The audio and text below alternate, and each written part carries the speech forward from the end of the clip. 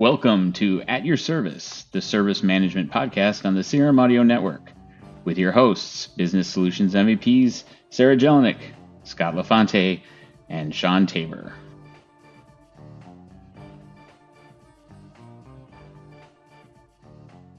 Rusco is a leading provider of mobile solutions for Dynamics 365. Resco Mobile CRM is an invaluable tool for the field service engineer working in field service for Dynamics 365.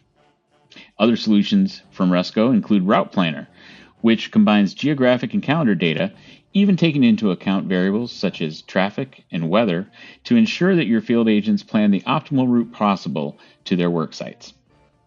Resco also offers inspections, which allows you to create, assign, complete, and evaluate field inspections with ease. Inspections enables you to shape every step of your inspection process. For more information on these solutions, or to request a demo for any of their offerings, visit www.resco.net. We thank Resco for sponsoring this episode of At Your Service. Welcome to the latest episode of At Your Service, the service management podcast focused on field, project, and customer service here on the CRM Audio Network. As always, I am your host, Shawn Tabor, and we have a lot of people here today. Scott LaFonte, unfortunately, is off on assignment trying to find himself. But in his stead, we have my co-host. Ms. Sarah Jelinek. Sarah, how you doing? I am doing fabulous. I am just enamored and awestruck to be at this table of wonderful people. You know, it is a wonderful set of team. Yeah, except for Ben Vollmer, yeah. Well, you guys had to bring me down a little bit, so you brought Ben to the table. Right. So why don't we pass the mic around and let everybody else know who's here? Awesome. Well, obviously I'm here. Introduce yourself and your title. My name is Pierre Hulsebus, and thank you so much for having us here. I appreciate that. I'm with Microsoft. I'm a global black belt on the field service team, so that's my role and job. Yeah. I'm Scott Sewell, again, Global Black Belt, along with Pierre, with Microsoft on the customer service team, with customer service focus. Hi, I'm Sheila Shahpari. I'm Chief Technology Officer of Predictive Group. We are a digital agency that specializes in augmented intelligence and customer engagement, so right up in kind of the intersect of AI and CRM, or what are we supposed to call it now? Services. Yeah. Thanks for having us, Shawn. I'm Nick Spallitta. I'm the Chief Customer Officer at Predictive Group. And I'm Ben Vollmer, and I'm not sure what my job is, but I get paid to come around and talk to really cool people all day. Well, that is a cavalcade of stars, if you ask me. And this week at Ignite, they announced one of the things they announced. They announced many things, but one of the things they announced was the AI for sales, customer service, and marketing. And that led me to wonder, we have a lot of exposure to machine learning through various applications in the stack, and we also have a number of AI components in the stack. But with this new, I kind of liken it to self-service AI almost, with the Dynamics 365 AI for sales, service, and marketing. I wanted to talk a little bit about the difference between AI and machine learning, and the difference between what it can do for us at this point and where we're going in the future from a Microsoft perspective. AI is kind of the umbrella term if we're talking just terminology. Wikipedia says that it is intelligence demonstrated by machines, so it's very broad, encompassing domain, right? As a subset of that, we have what we call machine learning, which, if you want to get super computer sciencey, data sciencey, we have a term, or we have a definition by Wikipedia of a computer program is said to learn from experience E. We've got lots of variables in here to make it important. Experience E with respect to some class of tasks T, and performance measure P if its performance at task T as measured by P improves with experience E. So very confusing. Basically what that's saying is basically the same thing as what a human does to learn, where you are taking an experience with respect of some type of task and then measuring the performance of that task and then continuing to evolve and improve on it. So basically a better synopsis might be that we're basically just doing computational learning using specific algorithms to learn from and make predictions on data. Now, what we see with Microsoft's kind of branding efforts on it, AI is, again, going to encompass the entire spectrum. And there's going to be lots of different services that we can leverage in order to support that broader initiative. Some of that is using natural language processing to do things like bots.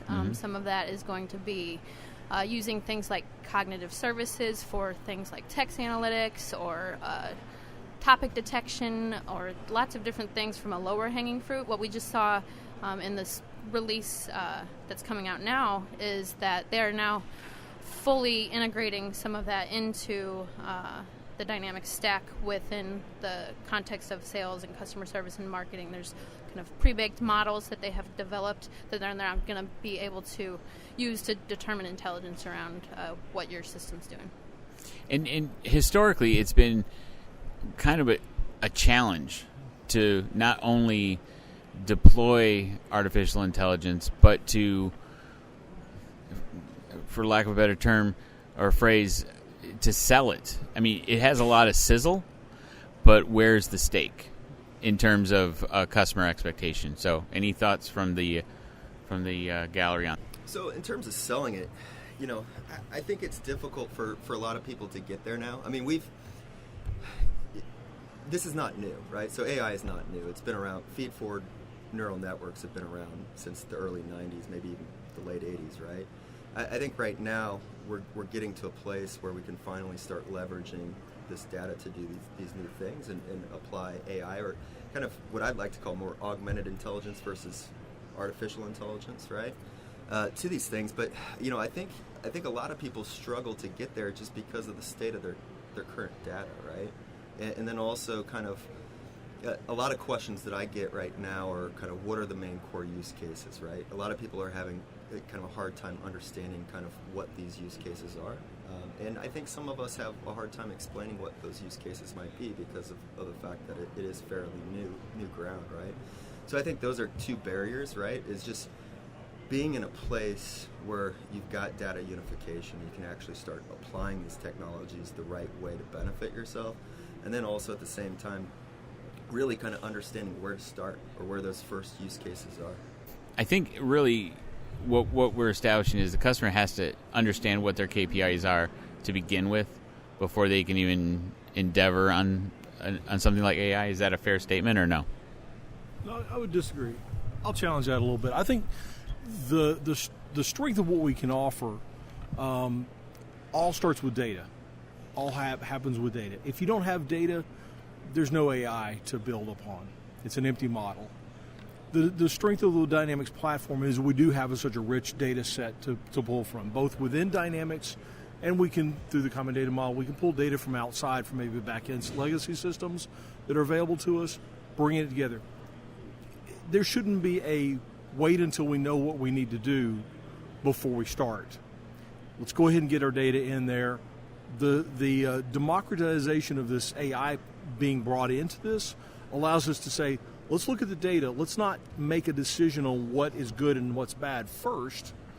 Let's look at what we have, let it analyze it. We may find surprises out of it. Otherwise, we're forcing our preconceived notions onto the data before we even get started.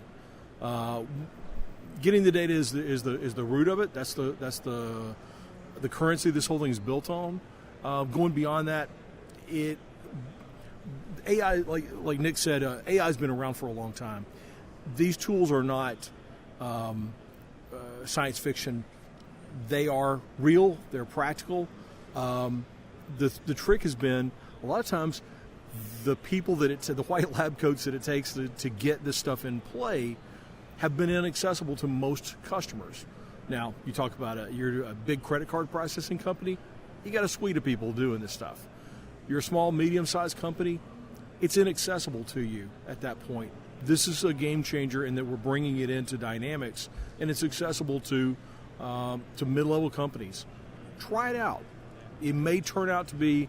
That's the thing. You don't know what you're going to get until you've gotten into it a little bit, and it's both machine learning and it's us learning the whole process as well. That'd be my take on it. I would add too. I think as you were talking about earlier, relative to AI not just being some big machine learning system, but something like vision or speech to text with intent behind. Today we demoed what we're releasing is a bot framework inside of the field service mobile application that allows you to have a natural conversation with a system that says, add a note to my work order. It understands my current work order that I'm working on. It understands who I am. Do I have rights to add the note to that? Check me out of my work order. So it's those kind of, it's leveraging a very sophisticated machine learning language. Lewis is what's happening in the background. And there's not a ton of training that we have to do to that model at all. In fact, we have no training to do to that model. It's a self-learning, ongoing service.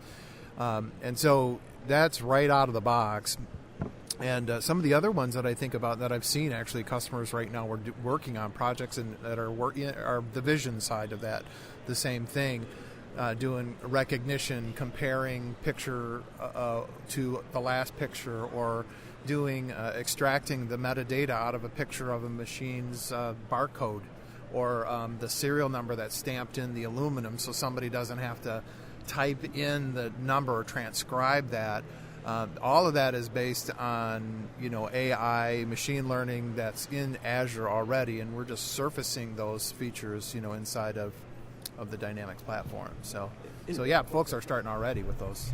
And Pierre, I think you kind of just illustrated what I was talking about earlier, whereas just finding those low-hanging fruit use cases, and then going back to what Scott said about unification of data as kind of being one of the first steps, right, in terms of getting it into CDS and getting it to a place where you can access it easily. Yeah, absolutely. Well, and I also think sometimes we think of the AI a lot of times, Microsoft, kind of externally facing. We think of almost as bots as almost the sole kind of recipient of that. I think that I see more uses for it internally, for internal consumption of data, and I also see a lot of usage for it with things other than just text or voice. It's images, and is there an anomaly in this picture? Is there something I need to do? I think one of the coolest things I've seen recently is one of our customers actually they go out and visit doctors' offices and drop off medical supplies, and they're required to take a picture of the doctor, and it compares it with a known picture of the doctor to confirm that you actually dropped off supplies with that doctor as opposed to giving opioids to some random crackhead, I guess. But it was a I guess it wouldn't be a crackhead at that point, then, would it? But that was a really good use of the technology, which is saying, I want to confirm that you are, Nick is who Nick is. And so there's some use cases I don't think are necessarily data dependent like we think of data, but there's some fringes we need to look at otherwise. Yep. Yeah, I would say too, when I go out and visit customers and talk to them about their senior, let's say technicians or folks that are out there that are, at a high billable rate, things like all the details around, like I was saying, like the bot of somebody be able to, what's my next work order, just so I don't have to type, so I don't have to, I can get that rich capture of data without having to, I'm just giving them back time. And so I love it when the AI stuff like that is just there. I think of a lot of the discussions that Satya's had, where they show the Flatiron building in New York, and we see it, when they first came out with telephones and electricity, it's just wires everywhere, and it's like a disaster. And then when cars came out, it's kind of like all these cars all over the place and not really ordered. And you go there today, and it looks almost like a park, It's because that technology is all underground, and it's just become ubiquitous. And so that's when it becomes really super effective, when it just is ubiquitous, and the user, it's a mic button, I push it, and I ask a question, what's my next thing? And it just understands what my intention is, and makes it, that's super productive. And there's no training, there's no... Well, I think you get a lot of your answering the question I'm about to ask next, because you gave some really good examples of where it could be helpful in field service. And Scott, you were talking about how it's really helpful with the data. So I just heard this great announcement talking about artificial intelligence or AI, within Dynamics 365. What's a good starting point for me to take advantage of this? If I just heard about it and the new customer service AI features that are being released are all around what we call topic detection, so that you can now use within your customer service solutions mechanisms for analyzing trends in your specific cases, right? So we have a lot of commonalities. You can use AI to do all of the NLP and context recognition, all specifically trained on the customer service domain. This is different than what we've had in the past, where we were working just against a generic domain of cognitive services, which isn't actually trained to a specific topic model.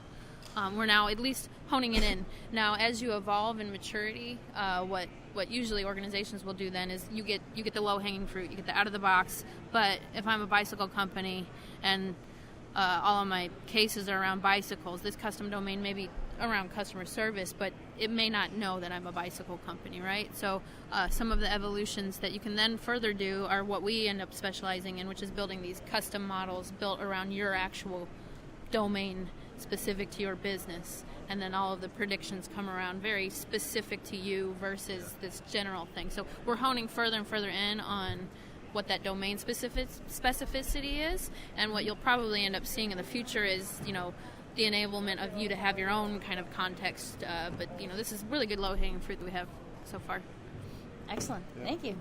But do you see that as a more, do you see more of a verticalization within those primary domains of sales, marketing, and customer service? Absolutely. To where you could get to manufacturing, mm-hmm. You can get to, There was just a session at retail. Ignite that covers that in the cognitive services area. I unfortunately was not able to go because it was so popular that it was overflowing, but I'm hoping to catch take the a look video. At that, but that's already being addressed in the AI sector, yeah. And I think that's, for a lot of smaller customers, for a lot of customers who are hesitant to adopt AI or machine learning like that, I think when it's more intuitive to them that it's in their wheelhouse, it's in their vertical, mm-hmm. I think you'll probably see a lot more adoption of that. Sure. I could be wrong, but that's just my assumption. The good thing is, unless you're doing like self-correcting machines or anything, it's not going to hurt you any. You don't have to make decisions on these predictions that are getting provided to you, and it's not, to my knowledge, any extra expense that we're going to see, at least now. That I don't know how that's actually going to end up working out, so I probably shouldn't say that. But there's nothing hurting you from trying it out, right? And Scott and Pierre were saying, there's nothing that's going to harm that, right? You can see how contextualized it is for you, and if it is accurate or not, and if not, then there's people like us that can help customize it further. But yeah, I don't think it's. I think you're right. It's not something to be afraid of. It's not something to be.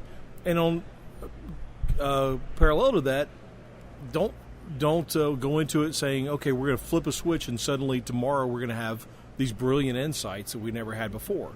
It takes time. It's an evolving process. The machine has to learn. It has to be able to look through the data you have. Yeah, you may have to look and feed it additional data, give it more insight, give it ability. It's going to evolve over time, and it's going to provide value. It's going to increase over time. Take the approach, get started, evolve with it, work with it. It's a growing process. And what I've seen with customers who are doing this is they find that they go in looking for A. They think A is the path, and what they actually figured out is that closer to G or F is actually the data. When you actually unlock the data, you start looking at it through the models, you start realizing that while you thought A was the pattern is actually 3 levels down in your data, not where you think it actually is. Right. I was going to say that we're seeing, especially in the field service business, just a tremendous draw of folks in AI to predictive maintenance, mm-hmm. and that journey often does involve a certain amount of vertical expertise around engaging with partners that understand how to build the data model.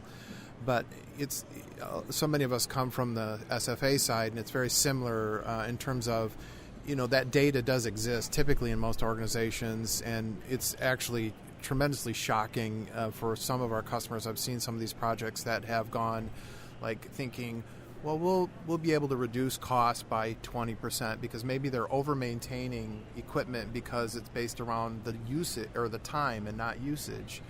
And so when they start using this kind of model, they're reducing their preventative maintenance from when they switch off models from time-based to predictive-based, maybe 30% reduction in visits. Now that's real money. That's real productivity gain in an organization. So a lot of times it does take a little bit of a pilot program, but there's definitely benefit at the end of that. And a lot of it, though, is the data, going into your data and trying to find what's the repair history of, a certain type of vehicle that we've had or a certain type of piece of equipment. And that's, I think, what a lot of folks, I'm sure, are lacking when they walk into these projects. It's not like you can start with a short data set and exploit that. You kind of need a couple years of history in order to train the model. But I've seen some projects that were only, just measured in weeks, that within weeks a model was built. Yeah. Very strong model was built for equipment, and that ends up becoming the feed. Think about it like a channel. Like we've got channels. Customers call up and say, my thing is broken, and we got IoT reporting I'm broken. And this is just another channel to create a predictive model where 60 hours out, there's an 80% chance that machine will fail within the next 80 hours of usage. And that, for some companies, is 2 weeks from now or 3 weeks from now. So creating a work order, putting it in the queue, and then, letting the engine kind of match that up with normal visits and grow the priority of that predicted incident, and watch how it goes. So to Scott's point, kind of getting in there, it's not that very difficult for folks, once they make that kind of leap into a certain model, and then see how it goes. Yeah, predictive maintenance is that kind of low-hanging fruit that we've had for a while. We're seeing it a lot more. The data in the industrial sectors is there, right? They've been logging this data. It's almost an overabundance. It's a matter of then having to further analyze that data, which is what data scientists are able to do with identifying what these trends are and being able to train these models into these custom segments. But yeah, talk about like a wind turbine farm. The amount of money that gets into a failure or a broken down wind turbine, that's real money that they're losing. So there's a lot of incentive in that sector that is reality of not only preventing the failures from happening, either from what we used to call preventive maintenance, which was just like you said, just going through time and doing things. We've done a lot of systems like that where you build open valve and shut valves and just track how much this has been used, but you're not actually using any sort of intelligence to drive what is the likelihood of failure, and being able to do that within a given amount of time windows is infinitely valuable for companies. So now that we're talking about this preventive maintenance or predictive maintenance, are we looking at a possibility that we are going to change the sales process based on that predictive model? Because you could have a contract that calls for 4 preventive maintenance in a given time period, but based on the predictive model, you may only need 2, you may need 6. That's very forward thinking of you, Shawn. Well, that's why I have the big mic on the podcast. Ben's got some ideas on this one. So, what we're seeing, 15% of companies today have adopted kind of outcome-driven. So what we're seeing is a change so along with kind of this AI and ML thing, there's a whole change in business model, which is really moving to, again, you can use all sorts of fancy words. Outcome-driven is one way of putting it. Serverization is another putting, the Uberization if you want to go super nerdy. But it's really around how do I drive the outcome. So for example, you take that machinery, instead of charging for just a PM contract, you might charge by number of hours that machine is running. Right. And by doing that, you're moving from a set fixed contract to a outcome driven, and you're going to keep that machine up and running longer. And so consumption model. In a consumption model. So I've actually had a couple heavy equipment dealers where running to I rent you the machine, rent you per day, to now they're doing consumption models. We're going to charge you per hour you're actually using the machine. Which is a huge difference in mind shift, because in the software industry we're used to it. or we got used to it 10 years ago. Somebody who's making a product that's a physical, machine, it's a lot harder to get used to that. It's super disruptive in that sense, because it puts a company, because it really has to be an overarching strategy that a company has to embrace, because if you're going to sell service contracts but then do outcomes-based services, you're going to pick your own pocket, right? You're going to only be charging per visit or something like that, and if you're reducing visits, now all of a sudden so a lot of organizations really have to shift. It is incredible effort, right, around retraining salespeople, understanding really what the value is to the customer in dollars and cents, to understand what that really means to them, and selling. So that to me, old school Salesforce automation guy, that is actually a bigger challenge, because that's more culture. That's a change in the way you approach your customers and the way your customers are used to buying. In some ways, that the servitization stuff can be really risky. But if you're, I always use the analogy, if, I talk to company A and they're doing old school, and I'm going to compete, and I'm building a brand new company across the street, how am I going to compete against you? That is what I'm building. So it's really up to us, to help our customers understand, disrupt your own business. This is how you got to go, because, your competitors this is where they're going. If they're building a new business, this is how you're going to do it. You're not going to be building it, or building you per hour or per visit anymore, and a premium trip charge after hour, all that stuff. I think that world is going away. Agreed. And if we let them, Shawn, Ben and Pierre will talk about field services and predictive maintenance for the rest of the podcast. So going back, it's called at your service. But I'm gonna flip this back to customer service, right? Thank you. And maybe yes. That's why Sarah's here. Yes. Okay. And Sarah, maybe this is a good question for you too. Like, I see a lot of advantages to use AI and some of this new technology for training and translation in customer service, right? So first and foremost, having machine understand what just went on in a call and provide coaching or score that call in terms Absolutely. of how good that was, and objectively score it, not subjectively from a human perspective, right? The other thing too is translation, right? How many people love people that don't speak your language on a service call, right? Those types of things, or getting materials that aren't in their native language. So I think the translation aspects of things too also work. What are your thoughts? Oh, those are great examples, and I think one of the demos I happened to see when we're talking about artificial intelligence is we've got a backlog of calls. Our agents are super busy. How can we use AI to help do that? And you talk about the bot technology and trying to answer a simple question and provide a simple, someone's asking a simple question, they just need an answer. They don't want to email, they don't want to use self-service, they just want to talk to a human being, or they want to find it quickly. So utilizing some functionality like that to help take a little bit of the load off of the team as well. Yeah. Absolutely wonderful, wonderful examples. Actually, the cool thing was I was noticing a post from James Phillips earlier today. Steve Guggenheimer just released a post that said Microsoft is now taking the number one spot on 4 AI leaderboards simultaneously. The strength of this is we're not built, when we come into this with AI with customer service, we're not starting from scratch. We're building on the shoulders of giants, really. We've got a deep, deep reservoir of history, knowledge, learning, brain power behind this. We're just looking for a new application for this, which is fantastic for us. I'm excited about the future on this. So with all this additional data and all this this learning that's happening, besides the very cool, if you haven't seen it, the very cool widgets that are on the screen telling you about certain trends. If, for example, if you're getting ready to have a meeting with a salesperson on your team, you might know that they're down 60%. And I just want to side note, I love in all the demos, Eric Bucock has been with Microsoft for 20 years. The dude can never make a sales quota, and he's never been promoted, not once. Have you met Eric? No. I mean, if you trust the demos, So yeah, I think it's hilarious. But anyways. Like the Harlem Globetrotters, they had the Washington Capitals, who was the one team that they played. The Generals, they always lost to them. Is that what you're or saying? the Cubs before But 2 years ago.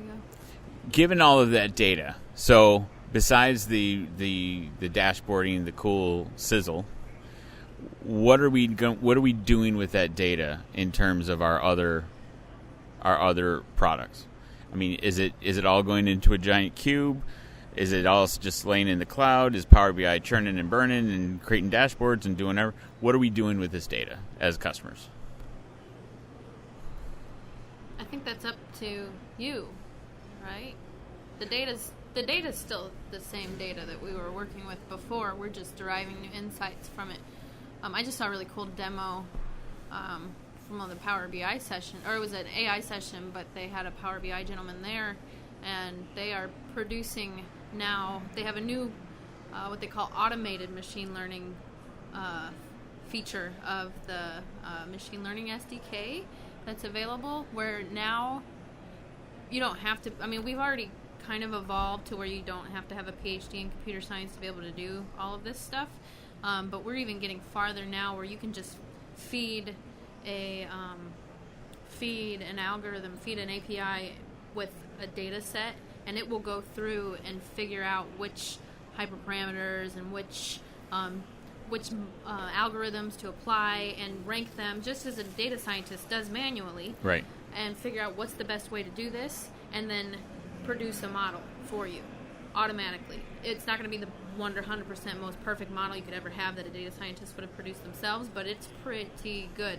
And what we have now from that is now we can expose that out as a service endpoint in Power BI, feed it our opportunity entity, and just let it figure out what's predicting, what were the predictors of an opportunity likely closing, or what's the predictor of a case getting resolved within whatever. So it's all kind of building on itself, as we were just saying, that this is all things that have been around for a while, but we're now seeing things start to compound where it's becoming commoditized to the point where now you don't have to be even a developer at that point. Then it's just right. Pointing this low data code, no code. to so it's pretty cool stuff that we're seeing.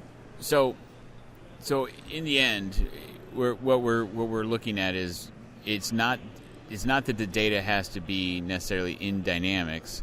It needs to be in CDS, yes, or it needs to be in Dynamics. It doesn't need to be in Dynamics necessarily. No, I mean the data models can point to external data and can learn from external data. So I think there's a distinction for me when I heard the difference between a forecast, which again SFA and CRM people understand, this is where our trend is going and this is where we're increasing, versus a prediction. Like a prediction is machine learning going, here's input on this one thing, and your likelihood of getting it to this next stage is this because these behaviors or these dials and switches. So it's not looking overall at trends, and so that's, I think, on the service side very similar, looking at the telemetry of the data coming in from the sentiment analysis of folks, how long it's been since they purchased, what was the frequency, what was the monetary value, the class of product, all of that, then actually giving a predictive score about, does this need to go to the top of the queue, or can we make that guy wait in the back of the line? Or whatever, how do we route the queue? I don't need to say that. People don't ever do that, of course.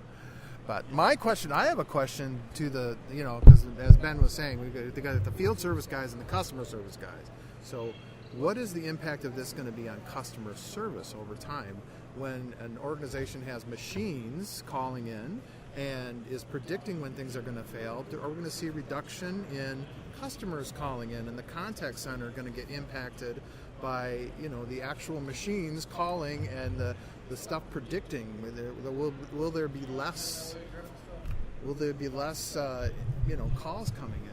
I think of like a company, some of the big online companies where good luck getting somebody on the phone. You don't even need it. Because everything is done online. They don't even, because they're so good with their telemetry.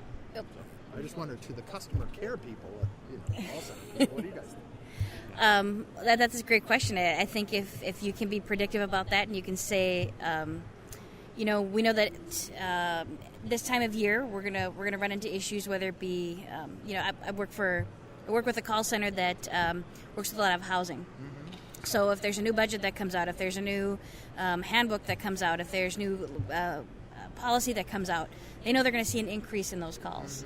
I think if you can address that head on and know that, okay, we've got this coming up, we know that we're going to get hit on this particular question, so either we ramp up our team so they can answer that, or we just get proactive and share that information. If we're seeing an uptick in calls in that example, absolutely. How will it affect the customer service department? I think you might be seeing some reduction in needing of that force. But it's still, I think, the most important part of a business is your customer service. So then you've got time for people to focus more on creating that better connection with people when they need to. Well, something to think about. It may not be that it's a reduction in force. Like, it may not reduce the number. What it could reduce is the need for a hyper-skilled subset of workers, right? To allow for enablement of offshoring of that customer service work. So, let's take a look at USD and how we have call scripting as a very minor example.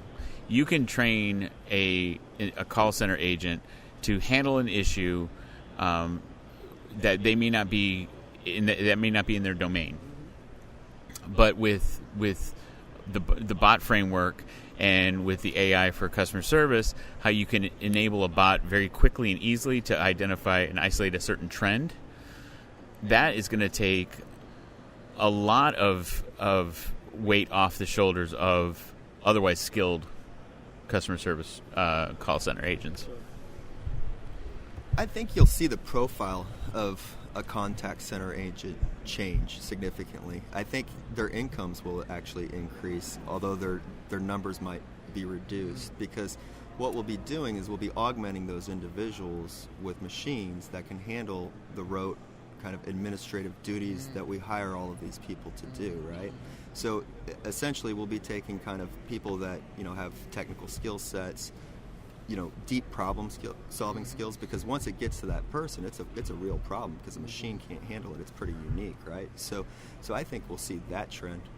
I think Nick, I think you're dead on. It's there's a combination of both the reduction of simple calls, the dumb stuff, that gets reduced, and ultimately that makes the customer service agent's job more valuable to the customer service agent. Absolutely. One of our biggest customers we have in a call center is our own employees. If we're making their job more valuable, because I think a fair number of the people that are in the call center want to help people out. They want to feel like they're being useful and not just doing grunt work. If we can improve the value of them allowing them to provide more value, they have a more satisfactory job, they stick with you, they provide much better service to our customers, our end customers, and it's a net win-win-win all the way around.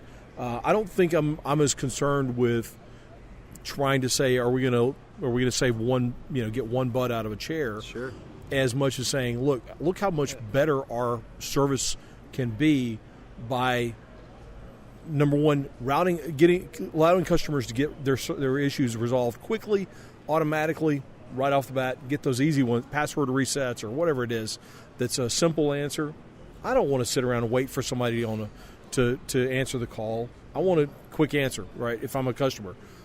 Beyond that, once I get to a live person, let them be the experts that they are and service with intelligent and deep and advanced customer service.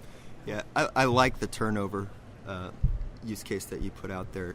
It's just contact center leadership deals with huge turnover rates, and that ends in large training budgets and just trying to find people to do this job. So that's a very, very good point. Yeah, I guess I always thought it was interesting when I was in doing Salesforce automation, when you go to a customer and give them a proposal for a project, and you do some discovery and you find out their sales organization sucks. Let's just say they're terrible. They don't know how to close. Qualifying is really bad. And then you give them the proposal on how you're going to change their world, and then they just go, it's just too expensive. And then about a week later, you see like 10 billboards around town or them revamp their fleet. And so they spent way more on this other stuff than, something that was really gonna make their business, really have an impact in terms of the bottom line. And so I just think often I see companies looking at the contact center and services, the delivery services, two different parts of their business. Yep. And not having an alignment or even an awareness that, hey, if we make investments over here, it's going to change the way that we, impact our, and that's a pretty short jump. Some of our big forward-thinking companies are doing all the way from customer has got the broken thing, they're able to trace that all the way back to product engineering, right? And so you're giving accountability from one to the other. So it's just interesting. I just think it's interesting that some organizations don't think through that process, that delivering and bringing the service has, if I do better over there, would I have an impact in my call center, and where should I kind of put my bets in terms of investing? Yeah, and I think that discussion started maybe a couple years ago when I started hearing buzz about turning your service organization into a profit center versus a cost center, and all of the things that needed to happen. I think now we're getting to the point where, because we have all of this, what we term augmented intelligence, we now have facilitators to help with all of those painful things that end up putting them into putting these staff into a state where, they're frustrated and dealing with frustrated people all the time, and it's just, a period of frustration, really. I mean, that's a big chunk of their job. So being able to mitigate a lot of that into making it where it is more proactive, and being able to actually focus on the relationships and focus on, all of the other things that, come with service is going to actually becoming more tangible now. Yeah, I think we're at an inflection point. Nick, I know you and Sheila are trying to tackle this process, but really we're at an inflection point now where the cost of doing something in this area is dwarfed by the cost of doing nothing. And it's time to just take action. And the barriers have been dropped by Microsoft in these new releases to where we need to just try it. Get in. There's not the risk is so low now. Absolutely. Yeah, because like we said, I mean, you don't have to derive action at this point, right? You can get to the point of evolution with your AI to have it be reinforced, and the same as you have with your Roomba, where it can automatically correct itself and do everything on its own. You can do that, but at that first level of evolution, just deriving the insights is going to be tremendously valuable, and then moving from there to being able to then get to that next level of evolution of maturity and being able to start self-correcting and doing all that. Once you do that first step, the next step comes, and you're just going to compound your benefits from it. So cool stuff. It's an interesting world we're in the dynamic space. Just 5 years ago we were pretty much on the outside looking in, and now we're the center of the world, which is bizarre and makes me happy. But there's a lot more we could talk. We could probably talk another hour on this topic. But that what you should take away from this is watch the streams of the sessions on AI for customer service, sales, and marketing. Some really great demonstrations there. Look into what the product offers. Look into what AI and machine learning through the Azure stack, through the Dynamics stack can do for you and your company. And I think you're going to find, as Scott said, that the water's warm. Jump on in. It's not going to hurt you. So with that, I think we're going to wrap up this epic roundtable episode. Does everybody want to tell the listeners how they could reach out to them on the interwebs? Should you want them to reach out to you, or do you want me to just put it in the show notes? Let me just do show notes. I'll put it in the show notes. All right. Well, with that, I am Shawn Tabor on behalf of Sarah Jelinek, the Dynamics 365 diva. Pierre, I never get it right. Hulsebus, I'm sorry. I got that right. I got that part right. Scott Sewell, Sheila Shahpari, Nick Spallitta. And the last question, Ben, what time is it? It's Diva time. I thought it was 3:45. Got it right. That's where. It's 3:45. Hello, everyone. My name is Andrew Lorraine, representing Resco and our role in Dynamics Field Service, coming to you from Bratislava, Slovakia. We're here today to talk about what makes a good demo from the Resco perspective. As part of the Resco sales and business development team, we work each day to optimize our demo process and understand our users better. So whether you're working with Resco in the context of Dynamics Field Service or our Resco mobile CRM application, demoing the Resco platform means creating and sharing a mobile experience that your partner, customer, or prospect can relate to and ultimately see themselves adopting.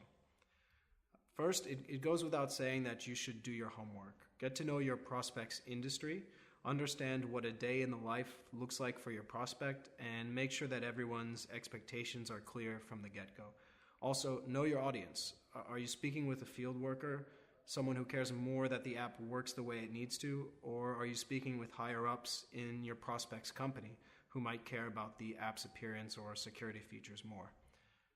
Second, take advantage of Resco's depth of configuration possibilities and create a tailor-made application via our Woodford configuration tool. So there are several areas where you can focus on, which include enabling exactly what you need from CRM down to custom entities and custom fields, and getting rid of the data that's not needed for mobile users, adjusting the UI components for a more interesting and seamless experience on mobile devices and tablets, extending the project with sophisticated features like mobile user audit, route planner, or Resco inspections, toggling between online and offline mode, and lastly, branding the application with your prospect's logo and color scheme.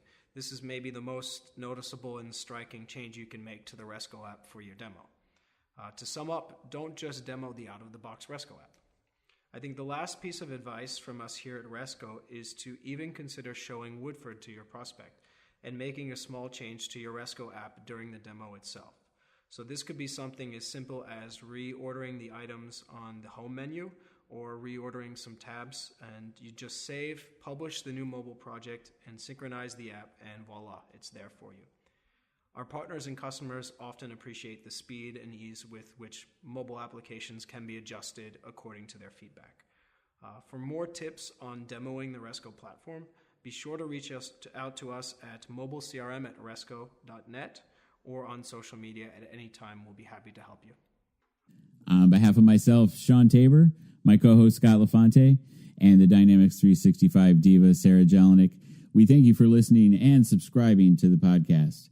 You can reach us at voice@crm.audio. On Twitter, you can follow us, CRM Hobbit for me, for Scott, at FLD Service_Guru, and of course, at Dyne365 Diva for Sarah. For more information and content about what we spoke about on this episode and others, visit our blog at atyourservicepod.com. This has been At Your Service on the CRM Audio Network, a production of Dynamic Podcasts, LLC.